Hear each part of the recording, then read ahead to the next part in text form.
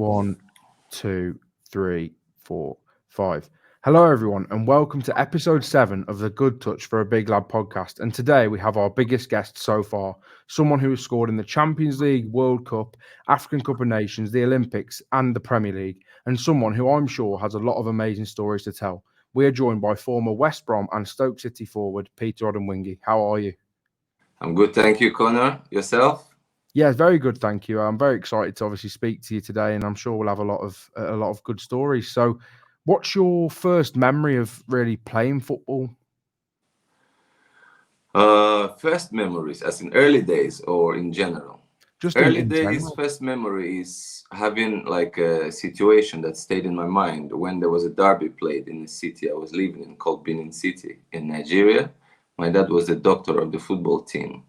And I remember as a child, there was a big match and it got a bit rough and the police had to get involved, throw tear gas to disperse the fans. And I just remembered like the heat, of the moment, how people had to run actually for safety, including myself because of the tear gas. So yeah, that stuck with me. There's so much passion in this game, and I think those early memories stirred something in me when I told my dad I want to be a footballer. Yeah, I think it's obviously really interesting to hear that obviously your father was involved in football. Now, it's something that I think most people wouldn't really know as well about you. So that's obviously interesting to hear that sort of you've always been Yeah, involved one way or another. to be fair, that was a one-off because the team was called Bendel Insurance. Yeah, Yeah, there are people who played in Wigan, Julius Agawa, yeah, who is famous for his backflips and great player. And so he's from my town. He played for that team as well. So it's called Bendel Insurance. So my dad was a doctor in the insurance company, like he was working okay, there. So there was a time they didn't have a doctor, so he had to help out, and that was the time he had close access to the team. I used to be in the team bus on match day. Even the boys will just pull me and say, "Let him come with us to the stadium. You guys go in the car." So then I felt what it is like to be in a dressing room kind of situation or a yeah, team go into the stadium, the buzz the players had, the singing, you know how Africans do it. And that buzz, I think it just caught me. Like I said, I want to do this. And obviously now I did it for so many years, being on the bus with the team, playing for the national team as well, all the travels, you mentioned Olympic Games. So uh, yeah, that's the seeds that were sown in my heart, and I picked up interest from there, watching these giants. When you're like a 5-year-old boy, you stand and you see these big guys, yeah. heading the ball to each other, like showing skills, and then the shots, the goalkeepers. I was very impressed as a kid, and it did start like that love for football for me from early days. Yeah. Yeah, obviously, you've always been involved in it and you've always had that passion for it. And you've sort of moved around a lot in your early years. And obviously, you've played for a lot of different clubs in a lot of different places. And you've played in Russia, obviously, in both senior level and in the youth level. Now, I wonder what Yeah. it was like sort of playing for CSKA Moscow and those sort of teams in the youth level. How was it different to perhaps playing in Nigeria?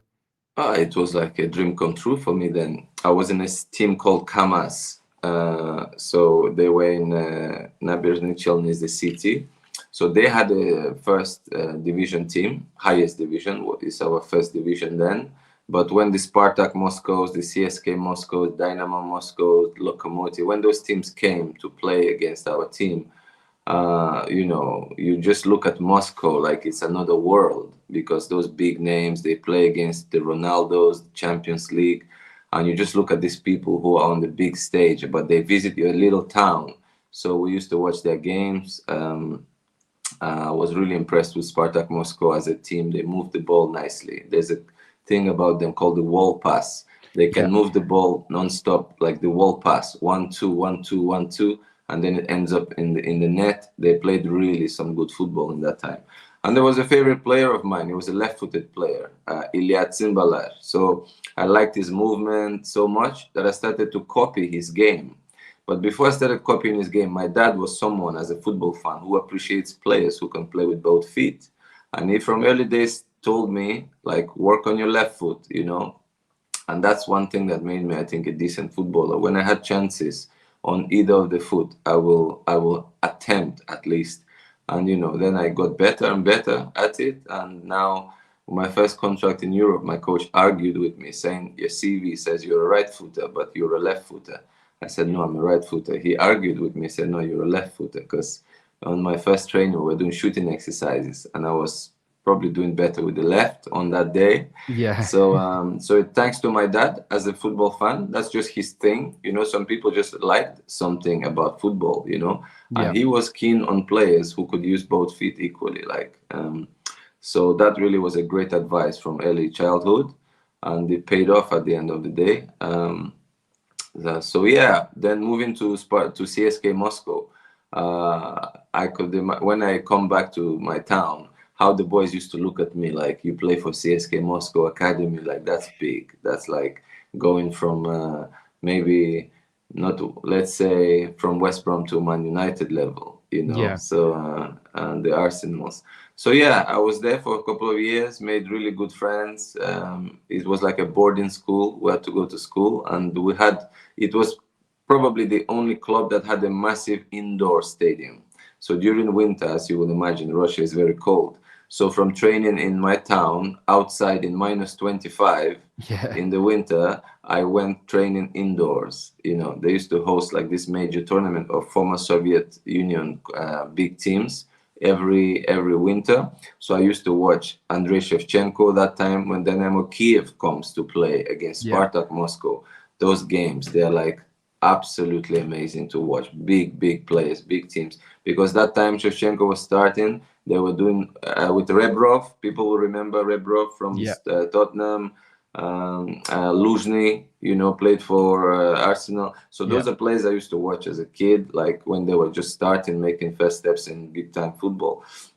Watching them in Champions League beat PSV Eindhoven away. So all those things, they motivate you, as a kid, so you can see what you want to achieve. So I could see those people in real life, understand that they are just human beings like yourself. They were once young, because Shevchenko was 17 years old that time, but he Yeah. was already in the first team.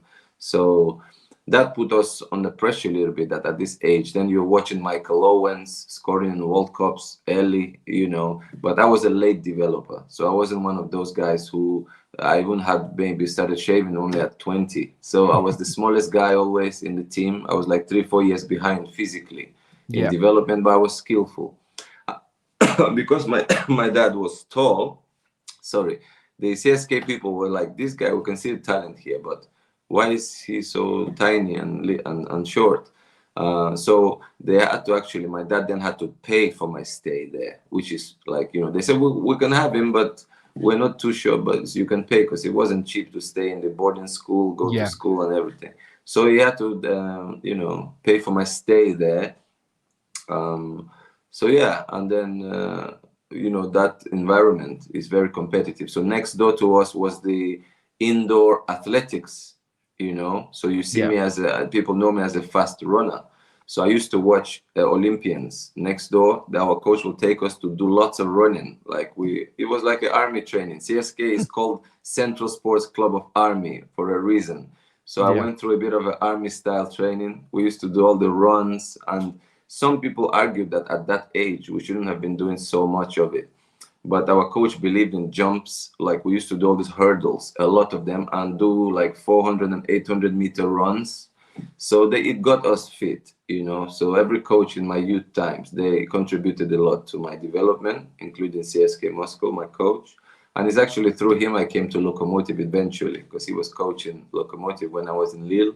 And when Spartak Moscow wanted to sign me and Loco, he said, yeah, come here. We have a grass pitch, not a synthetic pitch. So his argument was like, and I'm here as well, he said. So that's how that move came about. But that was a childhood dream, to play for one of the big ones, because, from small town, far away from Moscow, being in Moscow, you understand, is a big stage. And when I was in Lille, I was like, okay, this is the only clubs that can match the asking price in Lille, which was quite high then. So I said, okay, it's a chance to fulfill a childhood dream, playing one of the Moscow derbies. I love a derby, as people know. Most clubs, I always turn up on a derby day, because I know, like, my memories as a kid with the tear gas and how Yeah. much it means to people. So the motivation was always there on match day in derby, especially.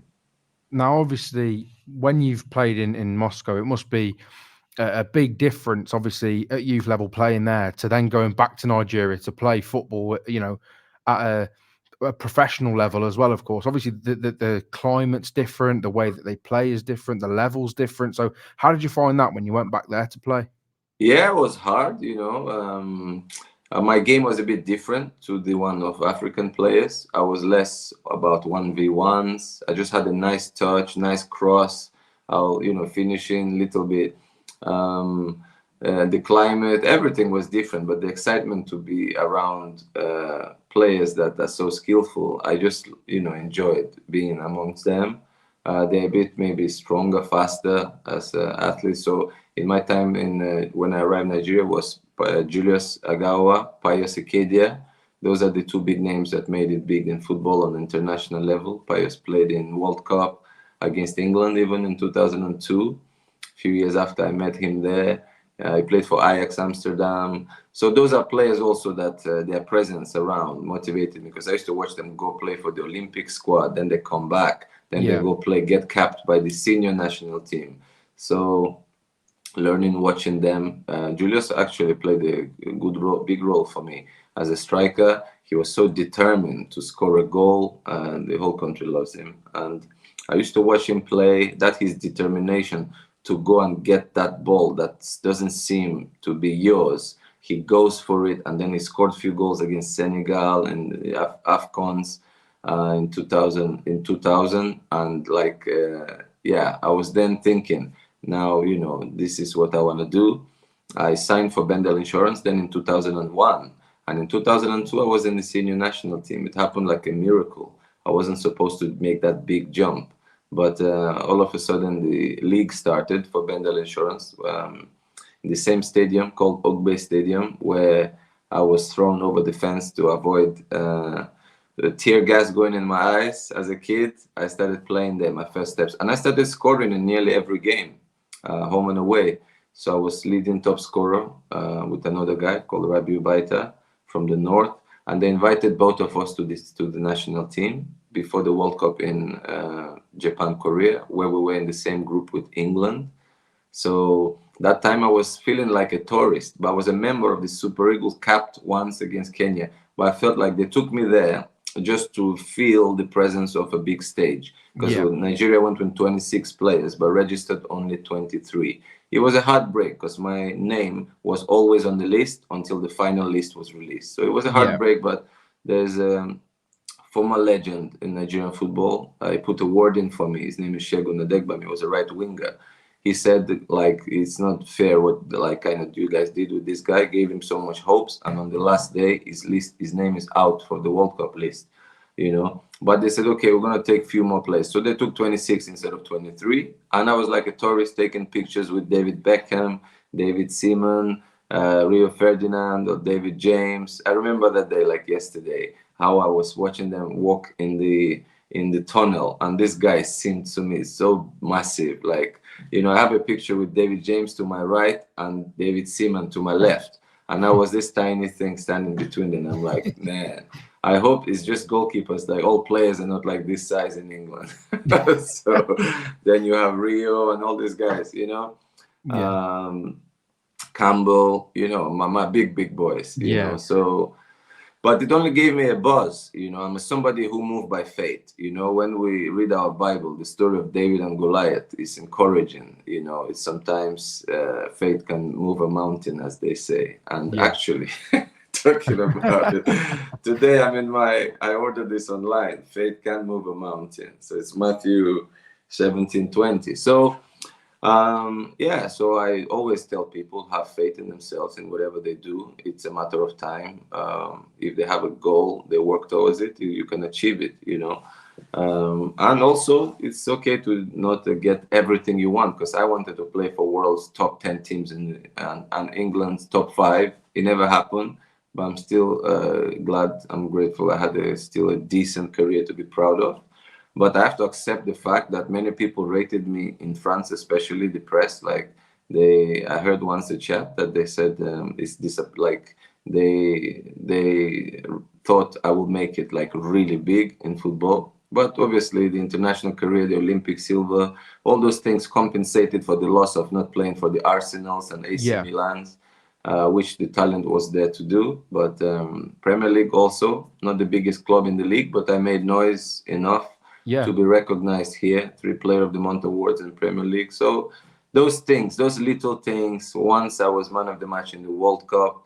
So this added to flavor, let's say, my career, which part of me is disappointed that I didn't get to the top of the top, but those things just made a difference for me.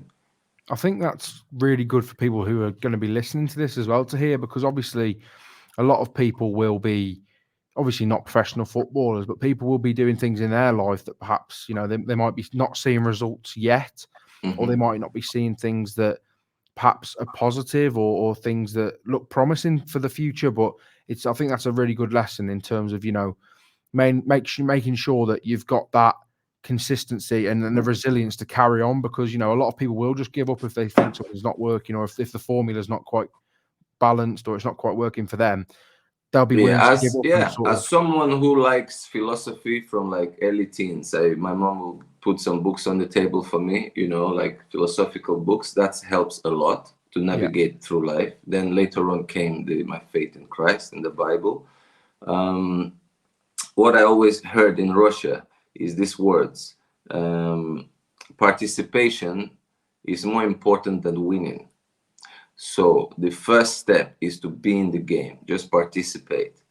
And at the end of the day, that journey is winning, yeah, So I forgot how it says in Russia.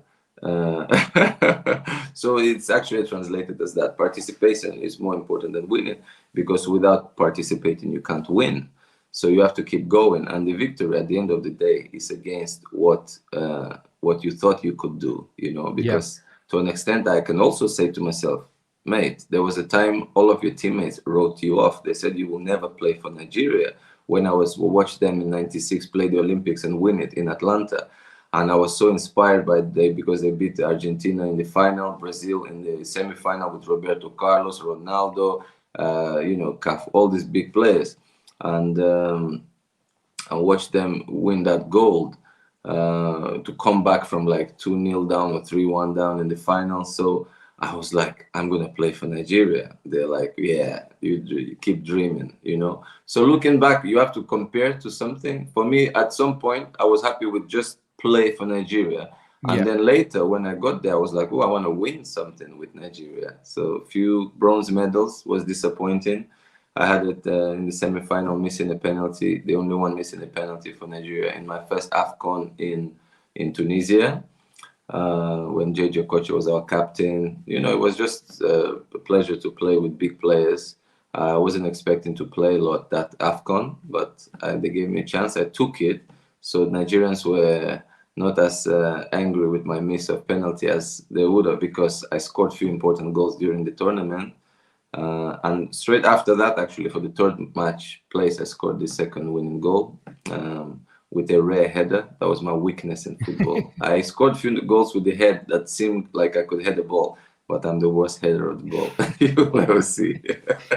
I think what you've Yeah. spoken about there is important as well. Obviously, like you said, missing that penalty, it's sort of, it didn't define your career and how it went after that. You didn't just let it, that one moment, that it is a big moment. We all know it's a big moment, but in terms of your whole career and what you've gone on to do since that, it hasn't impacted you in a negative way, or you haven't let it impact you, is probably the best way to put it. No, I can't even explain it, because I can only say the support. When your teammates cuddle you, then the press. I heard nothing negative, because that match we played 9-1, like extra. It went to extra time, and it was against the host, Tunisia. The stadium was literally full in the morning of the day. You couldn't get in the stadium. That's how much the Tunisians were looking for that game. And I worked hard throughout that tournament. We beat Cameroon on the way. I scored 2 against South Africa on my first ever AFCON match. So there were a few things that, softened the heart towards Yeah, the people. And hard work always, because I was drained in that match. We played 120 minutes of football. And actually, I looked at myself taking the penalty. And I know myself. I said, you looked tired, like you were yeah, drained, obviously nervous, full stadium against the hosts, and yeah, they scored five, and we scored only four. So I missed. I was the only guy that missed. But I had the support literally from the final, like when we knew we were out from the semifinals, and the Nigerians were cheering me on. Like I could tell people from back home, the news, they were like, "Don't cry, don't cry." They were kind of supportive.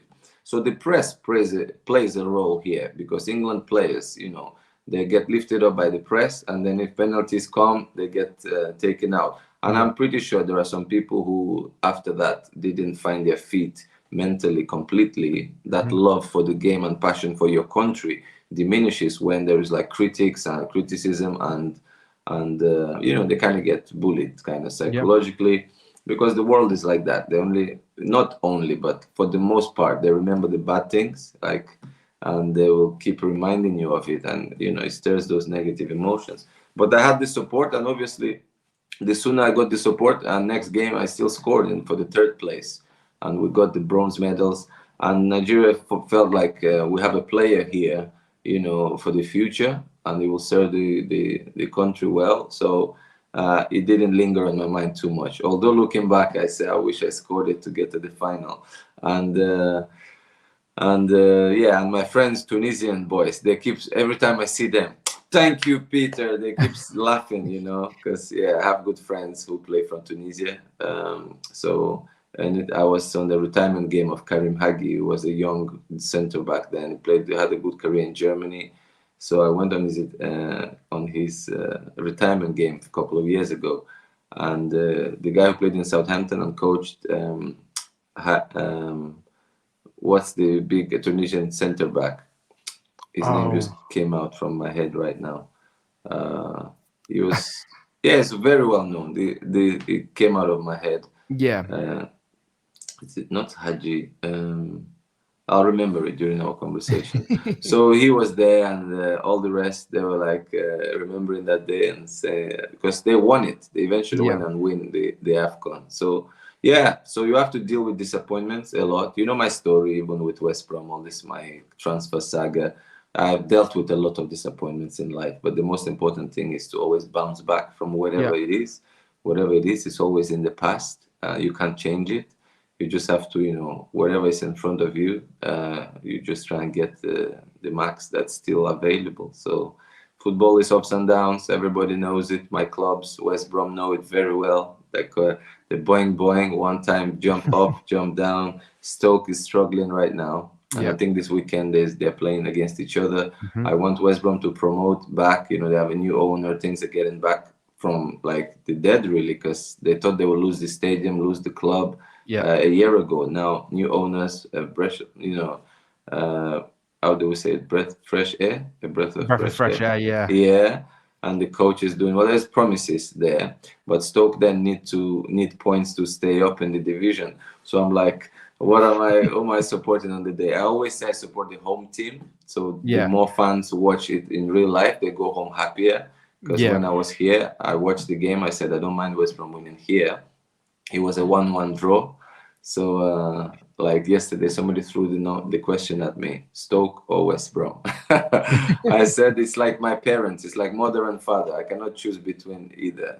Both are important. So, yeah. And I hear people writing messages from the high we had when I was in Stoke. We were beating Man City, Man United, and big games like Liverpool. Liverpool once even like 4-0 or something like that. Stoke beat. We win against Aston Villa 4-0 here, and now the fans have to deal with those kind of emotions. I have some that don't even go watch games anymore, and they were so passionate for the club. So that's part of it with football, and that's why we appreciate the good days, and we can always reminisce about them and feel good. So yeah, it's a mindset where you have to kind of focus on the good, really. I think obviously like we spoke about, you've had a lot of good in your career. I mean, it was good in Belgium, obviously, when you went there. You went there after Nigeria. You won qualification. You won the cup, and then obviously got qualified for the UEFA Cup and played against Benfica. I think you scored in that game as well. Yeah. It was the only game in the history of the club in European Cups. The only, participation in European Cups. I remember scoring the only goal for them on that level. Yeah, it started with a jaw break. So I collided with the goalkeeper in the first game for the reserve team because for to adapt into to European football, the coach signed me. So that week I played the first on a Friday. The reserve team plays, and Yeah. then the next day, Soma picked to be on the bench for the first team. So that was supposed to be my case, but the knee of the goalkeeper landed on my jaw when I tried to head the ball to beat him. It was like a 50-50 ball. So I was out, like, and I said, oh, when I opened my eyes again, I said, is this how European football welcomed me? So they had to like fix my jaw. So for a few months it was closed. I had to drink from like a straw for a couple of months, shoving chocolates behind the cheeks. That's a chocolate lover. I remember those days as well. And yeah, then after 2 months, I got back playing, scored a few important goals, and won the when we won the Belgian Cup that year, which was like a big surprise to the country, to myself. So started as the song goes, started from the bottom. Now we're here on that first season, on the bus driving into town with the fans waving as we brought the Belgian Cup back. And obviously, you know, when your first season you win a trophy, you think that's the beginning of many. But then the rest of my career never happened again. I never won Yeah. another trophy. I won a few nice medals, but never a trophy, which was, you know, which one would think is strange. But yeah, I played in teams that didn't go for it in the cup, really focused on the league. Lille, we were runners up in French in France after Lyon because they were literally untouchable that time. A few runner-ups, you know, in the leagues. It was nice. So, but yeah, it was the first one and the last one of trophies. I think, obviously, like you said there, you've touched on Lille, and obviously you went there after you went to Belgium. I think you had a trial with Anderlecht somewhere in the middle of that as well. And obviously in Lille, it was a brilliant spell for you. And like you said, the French journalists and that sort of thing, they spoke about you very highly. And obviously you got to play in the Champions League as well. Now, that's something that every kid dreams of doing, and obviously you've always dreamed of doing. How was Yes. making your Champions League debut? How did that feel? Oh, the best. I could argue if Champions League is not even better than World Cup. Because, you know, as I told you about the time in CSK Moscow, all of us will sit in the boarding house and watch games of Barcelona. Yeah. You know, when Ronaldo was ripping it apart, like, you know, when it was like unplayable for Barca, you know, those days when he scored goals that his coach hold his head like, I can't believe what I'm seeing here. And watching Dinamo Kiev, Spartak Moscow play against Madrid, you know, and that song, when the song kicks in, it's only champions. And then a time came for Lille, like, which with a young squad, we were not supposed to be where we were. But our Yeah. coach, Claude Puel, is magnificent, like, he's super coach. So he got us, pushed us so hard. We worked harder than with any other coach I've ever worked with, because he was also the same. First in the training ground, those push-ups, sit-ups. He was as fit as us. Did everything in training as we did during preseason. Yeah. So he was the boss that you can't argue with when it comes to hard work. So then he squeezed everything out of us, and we got to Champions League 2 years in a row. We beat Man United in Paris Stadium, and like they gave us Stade de France to play it in, and like record attendance was in French history of the European Cup games. Remember, we beat Man United.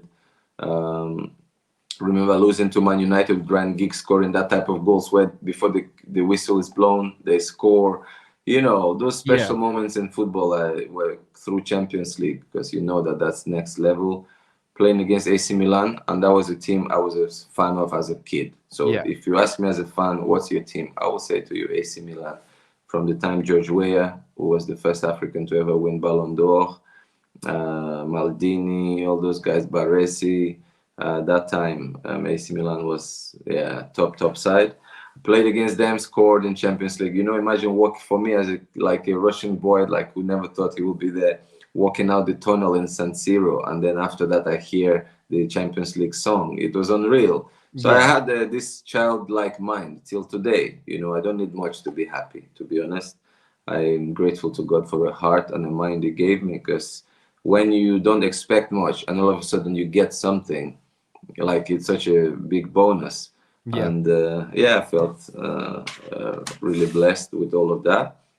But at the same time, when you're on that stage, you're like, wow, I'm just a touch from even getting here. And there were times, big teams, even AC Milan, like people put me on the list of like targets. Yeah. When agents tell you that, you're like, wow. So dreams do come true.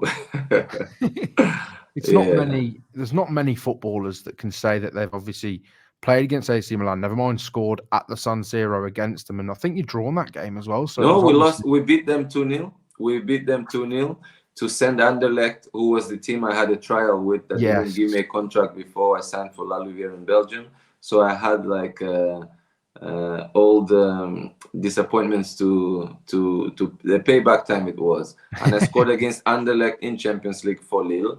That yeah, was another big day for me, like saying, "Oh, you guys missed out on a good player." yeah, And away against Anderlecht, I assisted the goal last minute to draw 1-1, and then and the final game against AC Milan meant if we lost, Anderlecht won, we are out. They are continuing to the group stage. I mean, out of the group. But we yeah. beat Milan away with all the great team they had. And I scored in that game. Kader Keita scored. What a memory. Until today, that's the best outing in the history of the club in Champions League. So to get to that stage, they haven't been past second round. So we're still holding a few little records for the club. I scored in a hat-trick against Lens, which is very sentimental for Lille fans as well, with the history they have of that Yeah. derby. So yeah, little bonuses that I picked up in life compensated for missing out on trophies, really. Yeah. I think, like we've spoken about, like you said, little wins have sort of made up for the trophies that you've perhaps missed out on. And obviously, you said you always turn up in derby games. I think everyone knows that, just from obviously the ones you've mentioned. Never mind, obviously, the obvious one at the Molineux. But I think as well with you, it seemed to be a feature throughout your career that, like you say, with Anderlecht and stuff like that, it wasn't even necessarily derbies. It would be teams that perhaps there was a bit of history against, or there was a tiny little clash with yourself or anything like that, and you've always turned up in them games. And I've always wondered how that comes about, because obviously before the game you must be thinking about it. You must be thinking like, oh wow, we're playing Anderlecht and they've just essentially not given me a contract. Like, that must be a conscious thought in your head.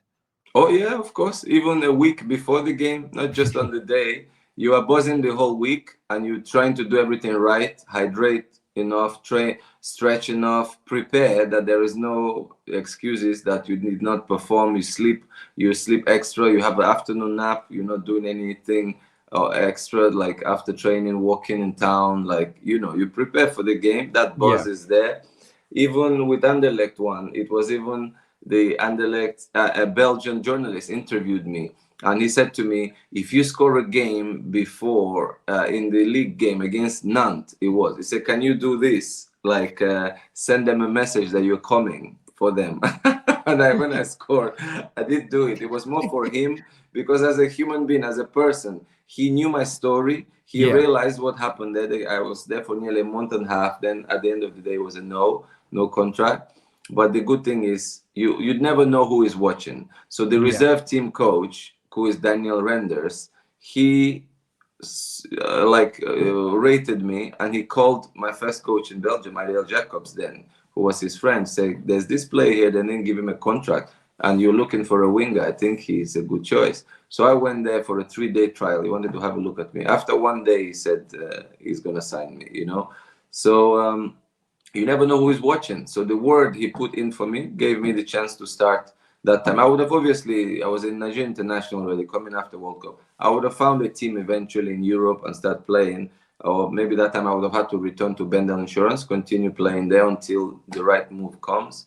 There was interest from a team called Sudan, from France, a Hungarian team. But then this guy put a word in for me. I signed in Belgium and started playing. And eventually, I was so proud that Ariel Jacobs, that signed me there in La Louvière, he was a coach of Anderlecht years after, while I was in Lille, just shortly after I was in Lille. And Daniel Renders was his assistant for the first team. So I even have that picture in my phone. I look at it, I'm like, you see, these two guys that they coached the first team of Anderlecht, like big team in Belgium, and they were not there once in those seats. And and I'm like always proud of those two people who gave me the first chance really in Europe. Um, so yeah, as you said, those extra things that motivate you. For Nigeria, for instance, most Nigerians say I play with lots of passion for Nigeria, but I appreciate my country so much. I want to make them proud because the competition is big, and they were my motivation to become a footballer in the first place. So I kind of owe it to that nation that our national anthem says, "The labor of our heroes past shall never be in vain." So they contributed to me being so zealous to be an international player, and the likes of Okocha, Kano, Julius Agawa, all these guys, Yakubu, they kind of an inspiration to me. Watching them, score, play in AFCON, take those flights, fly always, turn up for the national team, because it's not as smooth. The journeys in Africa, the match days are not as smooth as it's in Europe. So there are sacrifices to be made, and that comes through commitment. So they never dodge the game for Nigeria, whether it's in Rwanda, whether it's in anywhere. And that trip to Rwanda, actually, when we were there, so you hear stories about, there was a huge, sad story in Rwanda. You might remember the movie Hotel Rwanda or whatever it was called, about the massacre. We were there, and when they tell you the story, you can sense, and obviously, these kind of questions always linger on my mind because I was born in a communist country, USSR. So I used to ask questions about, theology. I read philosophical books and try to understand the difference between democracy and communism. That's why you see me today, after my career, I have more time to study the Bible, study human history, go into politics a little bit, and then ask heavy questions, because at the end of the day, a profession doesn't guarantee salvation. As humans, we are living in a world where people do wrongs and right and wrong. So you have to choose a side. What do you endorse? So then I understand there's something in us that is evil and at the same time good. So that war is within our spirit side, the soul. So we have to vote. So my vote is casted for yes. We can do wrong, and there's a payment for it, which is called, sin is what we call transgression of the law, which is natural. We have to treat each other well. That is already built in us. But when you go out of that zone, means you're going against what's the world, actually. And when you go against the world, it's like going against your own self. So it never made any sense, because when you do something bad, you actually don't feel good about it. You lose sleep, you're not yourself, and it only gets worse from one crime to the other. And before you know, you are like a wild beast, really, of a person, unless there's a reset. That's why the love must be pushed forward in the world, because that's how we fix ourselves. That's why we're always drawn to family, drawn to people who we feel peaceful at. We're drawn to places where we feel safe. Like today, I'm dog sitting. Leo is sleeping here. So I'm helping out a friend who's an Indian guy, has to go to the temple because they are marrying, his daughter's getting married. So there are many religions in the world, faiths. So I ask the questions, and then here is Leo. Come on, say hello then. You can be a star of a podcast. Yes, Leo. Hello. I'm his daddy for the day. So he's a bit tired. Football. He has a nice left paw control. We've been playing a little bit. I'll tell his dad he has a good left foot. He's been learning from Pete. So the big questions are always, even if I didn't play football, I already started reading philosophy at early teens. My mom used to give me the books, Morua, Chesterfield, the Greek philosophers, and Plato, all these guys. So it's important from early age to have deeper thoughts, because they help navigate you in life, because wisdom is actually key in everything, even in sports. If you're a wise person, it pays off, because how you relate to the press, how you relate to people, to fans. Yeah. You know, it gives you a better career if you are like a gentleman. You know, Yeah. I was good with the press. That's why at the end of the day, when I World Cup in Russia, as I was retired, I did work for BBC, did work for Hmm. CNN, the big stations. I was on a podcast for BBC World Football for a year with Pat Nevin. You know, who's a legendary person in the game. I was an FIFA ambassador to the Female World Cup in France. Yeah. You know, so yeah, it pays off in every way to be a decent human being. So it pays off a lot in sports, how referees see you. You know, if you're respectful to them. You know, the linesmen will always have jokes because I'm a guy who sits on the shoulder with the defenders, Yeah. and I sprint a lot. So sometimes, like when they come into to a game where I'm there, they know they will be running a lot, because when I'm sprinting means they are sprinting. So yeah, I push them to get them fitter. Because you know, when you play for West Brom and you're playing against like the big teams, they are the ones higher. So to stretch the team, you have to make the runs behind and Mhm. run. Leo, are you tired? You want me to come play football? You heard the word football.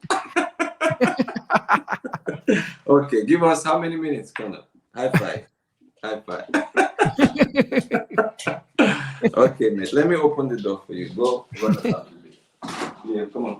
The ball is there. Try and play.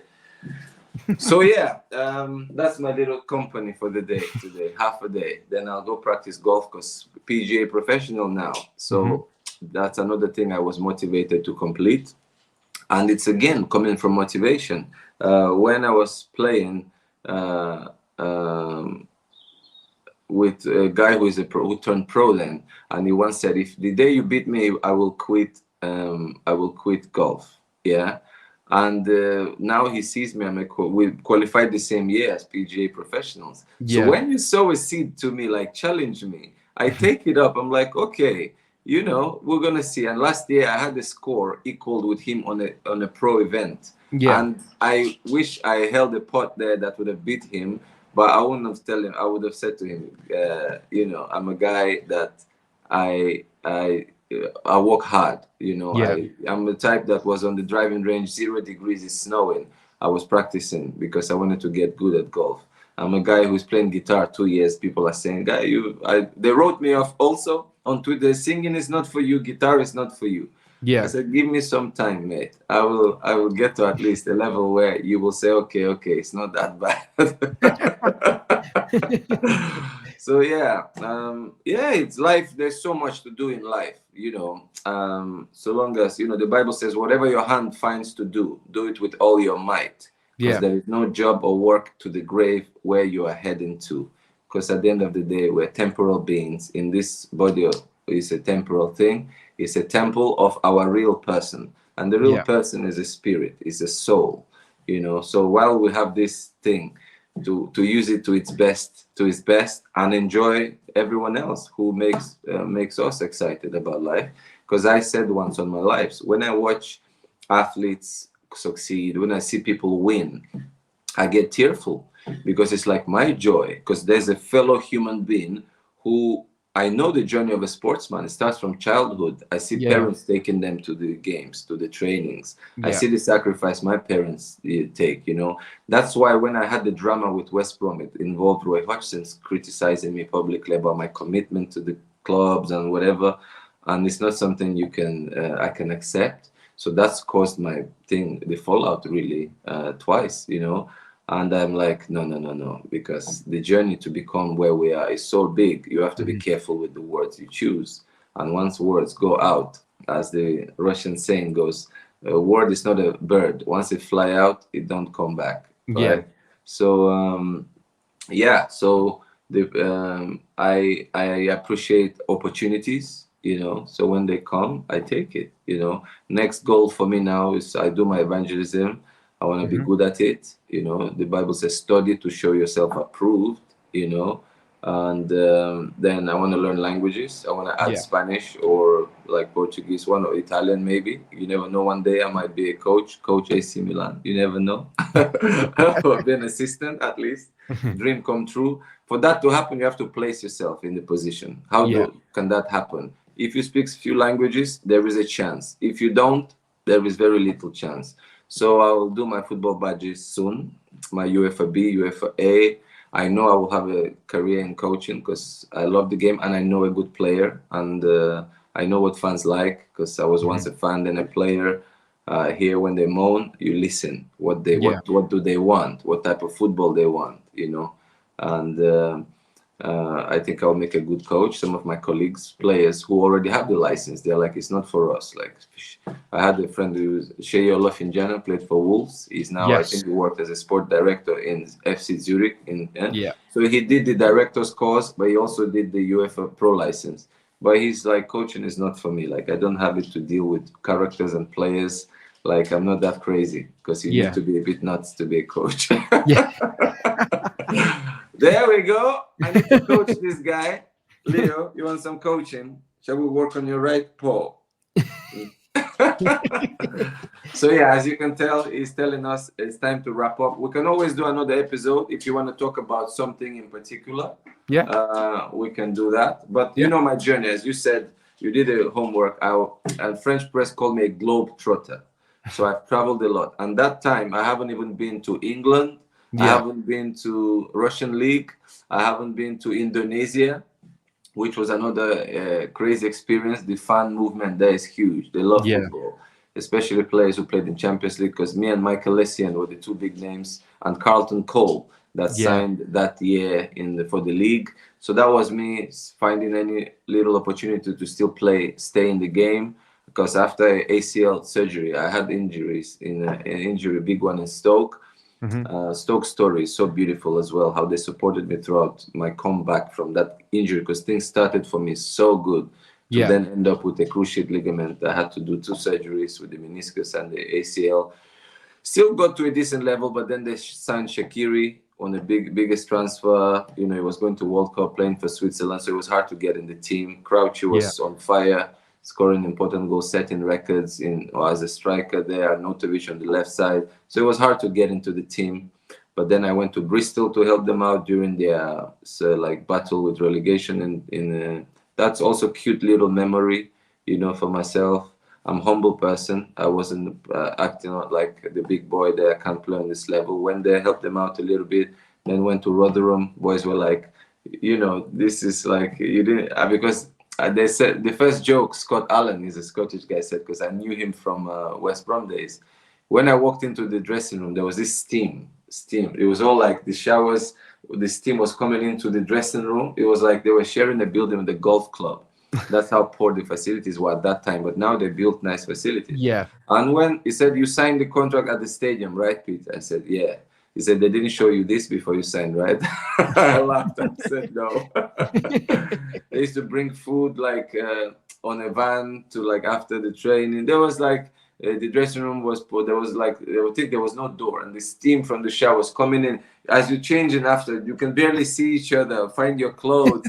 The phone screen will be steaming up before you leave. So it was an humbling experience a bit. But even that, I made a few good friends, some funny characters. Yeah. Almost play golf. So you have to broaden your, for social life. You have to that's why I learned languages. I learned guitar. I picked up golf just to socialize more in the UK, in the environment I live, which built a rapport for us in Stoke, for instance. All of us that played golf, it made our friendships better. We played better. We celebrated the goals with each other. You know, it's important to diversify your person. You know, and I think learning languages is so key, because I remember even Lukaku when he was in West Brom. Yusuf Mulumbu there. We spoke French. He's a young guy coming into his first big time to check. We helped him out.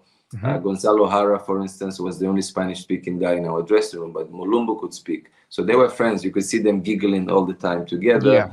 So he felt you will feel better when you can have something to offer more in your environment. So And whatever it is, it will always be useful. And the thing is to be patient, because at the end of the day, you sow in seed, and later it now pays off. All of a sudden, you might go on a trip somewhere with your family, with the kids in 10 years' time, and you'll just have a good holiday just because you could speak a bit of another language. I Yeah. remember being in Cuba, my first like trip, I think after La Louvière, I went to Cuba for a holiday, and there was this Spanish couple. We made friends, but he couldn't speak English. And I remember we were laughing at the word muy complicado. He always says very complicated.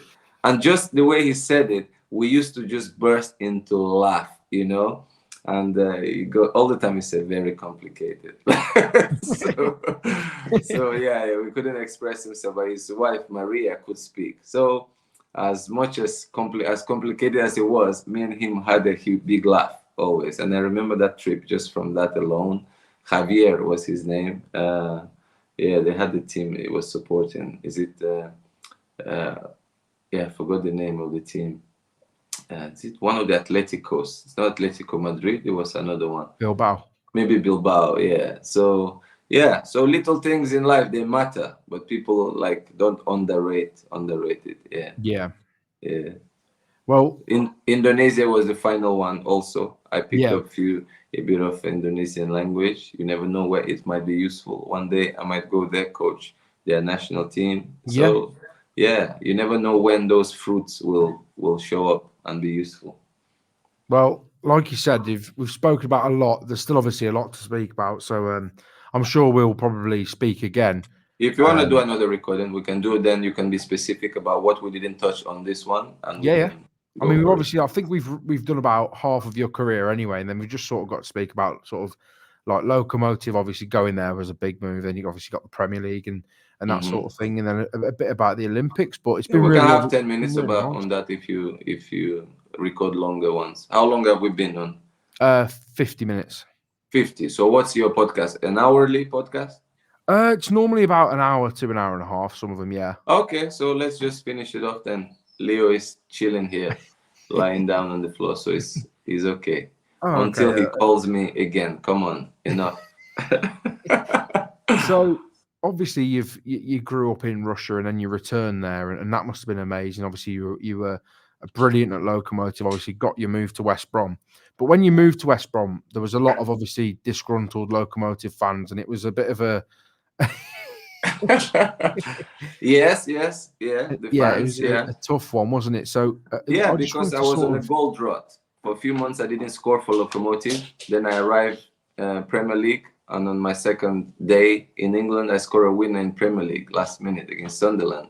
So they were upset. They did the banner. It was a racist banner. yeah, But obviously, the club has a group of people that are not, let's say, politically correct. They showed their frustrations in deeper ways. The bad person came out from their souls, yeah, but I don't write off the whole club because they've always welcomed black players. They had a South African left back who is very loved. They had James Obiora, Nigerian, when they won the league and the cup. He's very loved. My photos are still there in the academies, in the stadium. Like I had invite not long ago to play like for ex players legends game. yeah, So I'm still friendly with the club, but that incident obviously didn't color the club didn't show the club in good light. And it was political at that moment. England were bidding for the World Cup to host the World Cup as well as Russia. So you know how the press will want to squeeze the maximum, asking me all the time about racism in Russia, racism in yeah, Russia. As much as it's motherland and the racism is everywhere, because of the banner, there's no way they can hide it. I said, yeah, there was a minority there that it happens, but in general, black players are welcome there. Nigerian yeah, players were always treated well there. There are incidents, and then at the end of the day in England, we've seen that as well. With few high-profile players. The Suarez story, the John Terry story, and then with fans as well. Is it Chelsea? Is it any other stadium? It happens in society still. That's why we have to come to the Lord Jesus to make us better people. Because these are things that are not just. While God, the Bible says, looks in the heart, people look on the outside appearance, your car, how you look, and all that. God doesn't judge by that, and God is the best. The highest level of being is is one that sees the value of things that are eternal, not just temporal things. This guitar, one day, as cute as it looks, one day it will just like fade away, like everything physical. So yeah, dealing with that on arrival, but then with those emotions, dealing with all that, torn apart, Russia, England, press, this and that, I was still scoring in Premier League, and in my first month, I won the Premier League Player of the Year. Yeah. Lokomotiv time was good too. Some good goals against Spartak Moscow, Dynamo Moscow. Didn't score against CSK, unfortunately. I wish I did. Yeah, against Rubin Kazan, that was a big team then, who we beat Barcelona away. Like for a Russian team to win at Camp Nou 1-0 against Messi and the rest is a big thing. So what else? Then we played against Atletico Madrid when Aguero was there and Forlan. So I scored 2 goals against Atletico for Loco. I played against Aberdeen in European Cup for Loco. I remember Ivanovic scoring a nice header last minute. So I've played in Scotland as well. Like, it's a big club, passionate club. Sonny Oluko, I think, the one who played in Hull and Fulham, was playing there at that time. So that's how I first ever met him. What else? Which memories are we haven't touched yet? With the West Brom, it was great, until the story needs a bit more covering, and obviously the deadline day, they were working on Junior Hoylett going to West Brom as my replacement, but it was never the condition for the transfer to happen. So they failed in their own talks with him when they thought they've already agreed with him. So he had the last minute change of mind, and that's what caused the deal to collapse in their opinion. But we never had that as a condition, because I had to accept other conditions that were different, that I wouldn't have accepted if they were getting a player, if you know what I mean. So by the end of the day, it was complicated. The former sport director of West Brom was going to work with the British FA that time, so they couldn't tarnish his reputation. So I was kind of thrown under the bus, as if like it just moved. I was just thinking of moving. Everything was agreed on the day, as crazy as it sounds. The story, there are 2 sides to every story, as they say, and that story is absolutely incomplete unless West Brom give details of what happened. And actually, it was their terms. I accepted the terms they put out on the table for it to happen. I accepted their terms, and they still didn't make it happen, which means they were either pretending or they never wanted me to go, and they jumped on the first opportunity not to. But then Hoylett turning his mind back, because I have emails proving, they were like, oh, it's a nightmare, Hoylett is not coming. And I'm like, why is it a nightmare? If that was not sorted, it won't be a nightmare. Because it was a nightmare because you thought it's sorted, but you never told me that you were working on that, because it's none of my business which player you want to replace. It could be Hoylett, it could be another player from another team, for my replacement as a right winger. So yeah, the story is more complicated than it is. It was never money motivated, because I was going for less money to QPR than even West Brom. And that time, the agents, they were trying to offer me a new contract, was nearly double what I was on, and I rejected it. I said, it's not about money. I said, they misbehaved once, and a Nigerian international shouldn't accept this situation, which was inside the club. So as you lay your bed, Nigerians say, that's how you lie on it. So for the next generation, I put my foot down, so they know that in this situation you command respect, that you do as a professional. Nobody can throw your name publicly how they like, because it's a game where fans and social media were so exposed to abuse. And when that happened, obviously I was getting the stick from even West Brom fans, because they're like, oh, you're not committed to the club, you don't want to play through pain, all this nonsense. And I'm a type of guy that'll take an injection if I can play a football match. It's my dream, childhood dream. So yeah, I didn't allow myself to be kind of disrespected in any way. So they know this. And at the end of the day, the drama wasn't pretty. I wish we could have avoided, but it is what it is. Coupled with a little bit of tension with few people in the dressing room, including another coach. So the bit was toxic, so I was looking for the exit that time. Had nothing to do with money, which a lot of people think, oh, they offered him bigger deal. But really, I'm a simple person, come from humble backgrounds, third world countries, Russia, Nigeria. For me, if I were earning 30,000 or 40,000, like I'm in Premier League, we don't think like the Europeans. Like, Yeah. it's big enough, guys. I don't need these big things, big life, because it's big enough for me, you know. Yeah. So and that time I had offers from Qatar, Dubai, like huge contracts. I turned them down. So, and to hear fans singing to me, "There's only one greedy bastard," it's like it was literally a joke. I'm like, you know, I had contracts like 10 times bigger than even to go back to Russia than what I was earning in West Brom and in Yeah. Premier League. So to hear that, and you know it's not the truth, was Yeah. disappointing, but it is what it is. Because I know within myself what my motivations were to bounce back to the national team, go to Brazil World Cup, and eventually it happened. So, because as a bench player at that time, I was often on the bench for West Brom under Steve Clark. Steve I knew Clark. Yeah. it was never gonna happen, and eventually I started playing again, bounced back to international football through Stoke, being a regular. Even at that, I barely made the squad. So I was right in my fight. I fought for it and got to the World Cup. Went there, scored a goal, which was my last appearance in international stage and last chance to make a dream come true of scoring in a World Cup for Nigeria. Just saying these words made me like just very satisfied right now. You've had an incredible career, and like you say about the sort of the stuff at West Brom, like you've never. It's been quite public that you've never once held anything against any club. Like, I mean, if you wanted to hold something against West Brom because of what happened, then I don't think many people would blame you. But you never have, and obviously with Locomotive, you would have absolutely been in your Yeah, I could right take to have them to held something court. against I them. could make it big, take them to Exactly, court, and do lots. You know, exactly. I'm interested in law myself, and I know when you have a case, and I have a case. Even if I want to bring it up today with the doctor, with the coach's comments, Yeah, public, I can even take it up now. But I don't need that. I never yeah, needed it. And the truth is, when that drama was going on inside the club before that QPR story happened, this is not what a lot of people know. I went to the chairman saying, consider these whole things. I don't want it to be public. Just give me a price. How much do you want so that I leave in the summer? Not even that January, but people won't know this. He won't give me a price to leave in the summer at the age of 32, going to 33, on a final year contract. That's not normal. no, Considering the things that happened inside where got it wrong, went wrong.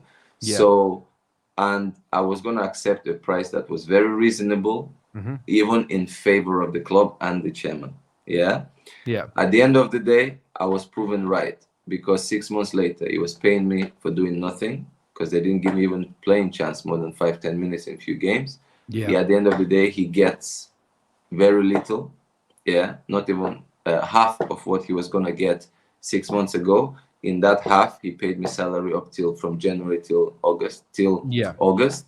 So it made 0 cents as business. So, and it's all because of the stubbornness in the head and being bossy, you know. But it's a two-way relationship. In any relationship, whether it's working and contractual, there is still a human side to it because we are human beings, and hmm, that's why in your contract it's all written there, all the things for constructive dismissal, for putting claims, complaints, you know, and you know they miscalculated their big time. So, and it ended up where we all had to pay the price of for our peace. We lost peace. There were bitterness, you know, among within the club, you know, and lots of people don't know the full story. They're just confused. But I didn't lose my love for the club because the fans never knew things that are going on inside. yeah, They only react to what they see on the news. And but today I do lots of Q&As with West Brom fans. Like I had one last week, the one in London Baggies. I go around in Stoke as well. And hmm, Loco, one day I will play in the Legends game for Loco because the big picture is always, as I said, human beings are healthy in the big picture. yeah, We call lost that a little 1%, 10% doesn't change the whole world. Like in general, we are all okay with yeah, each other, and we are all okay and healthy as a race of beings. But there is a bit of drama by some dark things. But overall, I see that relationship as well as a healthy relationship because overall it's good. I think you've obviously spoken about a hell of a lot there, and it's important to. I think for me, it was important to hear your side of the story because you don't really have that opportunity a hell of a lot, obviously, and a lot of I people, like don't you look for said, the opportunity. If I wanted exactly, it, I will create it. But why do I exactly. need to? You I'm don't need that. justified in my own self. I feel Exactly. good about myself. I know my motivations. I know who I am. I don't need confirmation from people to tell what they think about me. The only thing I want to know is what does God think about me? If I have a good heart as a person, I'm successful in things I do. What's the drama? Like if I want to be have a podcast, I think I'll have few good friends that will give me the time because I Yeah, always have time for people. And yeah. if I have my own podcast, people will give me their time. Hmm. So you always reap what you sow. So you know, and at the time to reap, I'm sure I will reap good stuff because I've sown lots of good seeds around the world. Yeah, I think you obviously, like you said, if you was to start a podcast, the guests would be brilliant because obviously you've got a lot of teammates or coaches or managers that you've played with that, like you say, would be willing to give your time because of how welcoming you've been to them and how nice you've been to them. And like we were speaking about earlier, it's important to leave that long-lasting impression on other people. And I think you've definitely done that through Yes, whether it's yes. speaking to me or speaking to former teammates or anyone. I think you've got that positive energy that perhaps people don't really tend to have that much this in this day and age, really. Yeah, not as much as we would probably wish for people to be more open, Hmm. but it comes from building trust. Yeah. Because lots of players they close down, like Paul Scholes' story is when few interviews go wrong and then they shut down. Hmm. So you build the relationships. It's something you have to build the trust. Because in my lifetime, I had journalists that come literally to cause problem. Like they come, they ask for interviews. It happened a few times and they only want to stir things to destroy your dressing room. There were sometimes they come just to cause havoc in your dressing room. Hmm. The game is very political sometimes, Yeah. and they play that role to cause problem between coaches and players with each other. It's the world we live in is more complicated than it actually is. So that's why we need Christ Jesus in our lives. There we go. I think that's The truth, the way, and the life. I think that's a good way to sort of end it, really. Obviously, thank you for giving me your time and, like you say, building the trust with me for me to interview you. I think was a big thing, and like you say, it's trust is a massive thing because you wouldn't have obviously sat down and spoken to me so openly No, I if you have didn't have that. what we call discernment. I can feel your vibes from even you writing. I can feel vibes of people on the lives. And if you come in a humble, like respectful way, and I see your knowledge a little bit, you knew a few bits, so I could read into what to expect. By the Yeah, end of the day, you don't know the full picture. If I see somebody comes with different intentions, with like I don't know, malicious or whatever, strange. It can be not necessarily dark or evil, or yeah, it can be a bit of a mockery. It can be a bit of I don't know what it is. But at the end of the day, as I said, a validation is from you. You validate yourself. You do what's right. If somebody does something that's not right, it's on them. It's not yeah. on you. What a man sows, eventually he reaps. So the karma comes. So yeah, and I didn't gamble it with you because I could tell a little bit by the little interaction on the TikTok that yeah, you're a decent guy and you want to build your thing and you appreciated the fact that I said okay, I'll do it. You said you've never had like a big guest so far. You said that in the intro, and there's always that first step. Hopefully I'm first of many big names you will be interviewing if this is what you really want to do and Yeah. grow in it. You might want to, maybe you already have a degree in journalism or whatever. I don't know what you're doing, or you're a self-taught guy, talented, because lots of people can make it without certificates, and you just have to keep working, keep working. Yeah, Thank you, yeah. Peter. I really do appreciate that. Thank you for being on, and No thank you for giving problem. me your time. Yeah, you're welcome. So maybe another day, if you feel there's topic you want to touch on, like Yeah, not about me, about the game in general, yeah, like yeah, thoughts on VAR, thoughts yeah, on, I don't know, whatever it is, we can find time. I'm a busy guy. I try to develop myself. So to yeah. find time, today I'm sat here because I promised to dog sit. Otherwise, I would have been probably doing something, and because I have a tournament in golf on Sunday, and need to sharpen up because I don't want to embarrass the PGA.